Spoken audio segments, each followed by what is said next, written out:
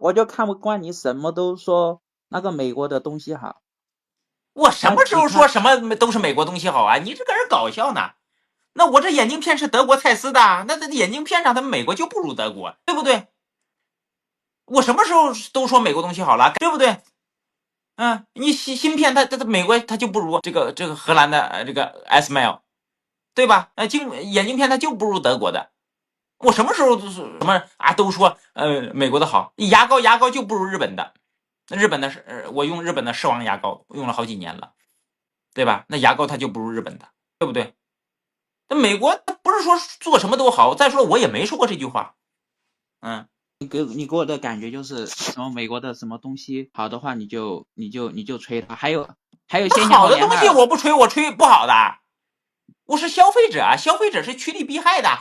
你去超市你也得捡好的东西买吧，你不可能捡不好的买吧？我能在直播间吹好的，说明我有良心。我要是吹差的，那说明我这良心都没了，让大家去买差的东西。你自己动动你的脑子想想，我吹特斯拉，特斯拉会给我佣金吗？我吹苹果，苹果会给我佣金吗？我咋那么大脸呢？对不对？那反而是吹那些不行的厂商，我反而有可能挣到钱啊！我不知道要去吹那些不行的手机品牌啊。你看看那些博上那些博主，哪个品牌不夸？你就说说哪个品牌他是不夸的，只骂苹果、特斯拉，剩下基本上都夸。为什么？你废话，苹果、特斯拉不给钱，对不对？你想让我成为这样的人吗？那有没有可能有产品比他们的更好呢？啊，那个你看，就像那个小米的续航也比特斯拉的高，然后呢，还有很多副的功能，非常的人性化。嗯，你喜欢这个小米汽车，你可以买没毛病，对不对？最起码我是不喜欢的，因为我去体验过小米汽车，体验过两三次呢。成都好多体验店，我个人来讲我是不喜欢的。为什么？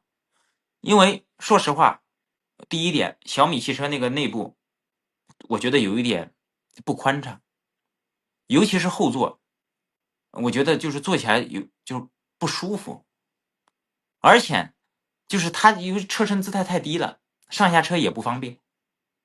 就是如果你年轻人还好，家里面有老人小孩的，说实话真不方便，因为我真的体验过。另外，我再跟你讲，对于我来讲，同种价位的，我更愿意选 Model Y。为什么？家用更方便，坐着更舒服，后排更宽敞。就这个，我是问完我家里人意见的，我家人他们也都试了，也说了，哎，确实 Model Y 说坐着更舒服一点。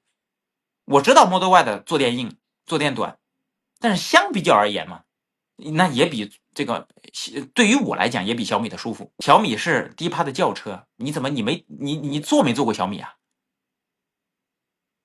你坐没坐过小米？没有啊，你都没坐过，你搁这吹什么呢？最起码我都坐过吧。另看着就很外我再好啊。另外我再跟你讲，如果说真只谈舒适性，那特斯拉还不如理想呢。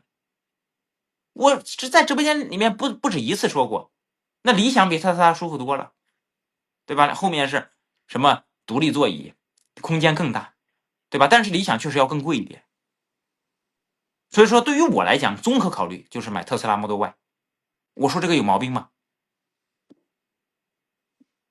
那确实没毛病。我坐过小鹏的电车也很不错啊。那我对这个品牌不了解。对于我来讲，纯电车只有特斯拉，只有特斯拉，没有别的。混动车那就多了，那就不一一说了。